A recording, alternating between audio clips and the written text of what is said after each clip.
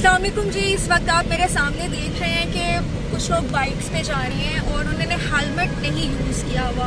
اچھا, اب مجھے یہ چیز سمجھ نہیں آتی کہ قانون تو ہے, قانون کی اب یہاں پہ پوچھ بھی کوئی نہیں ہے اور لوگوں کے اپنے اندر شعور نہیں ہے. انہیں اپنی زندگیوں سے کوئی پیار نہیں ہے, انہیں اس بات کی پرواہ نہیں ہے کہ وہ اپنے ساتھ کتنا بڑا ایک ظلم کر سکتے ہیں. اگر ان کا ایکسیڈنٹ ہو جاتا ہے اس صورت میں, یا کوئی کسی بھی قسم کی انجری ہو جاتی ہے انہیں, تو ذمہ دار کون ہوں گے؟ ہیڈ انجری سب سے خطرناک انجری ہوتی ہے اور وہ آپ کو زندگی بھر کے لیے معذور کر سکتی ہے, آپ کی جان جا سکتی ہے, آپ کا بہت بڑا لاس ہو سکتا ہے. لیکن لوگ جو ہے اس چیز کو بالکل بادر نہیں کر رہے کہ ان کی جان کتنی قیمتی ہے. ہم دولت کے پیچھے, ہم پیسوں کے پیچھے بھاگتے ہیں, لیکن اللہ تعالیٰ نے اتنی قیمتی نعمت, جو بیش قیمت ہمیں ایک چیز عطا کر رکھی ہے, وہ ہماری جان ہے اور ہم اسی کی پرواہ نہیں کرتے.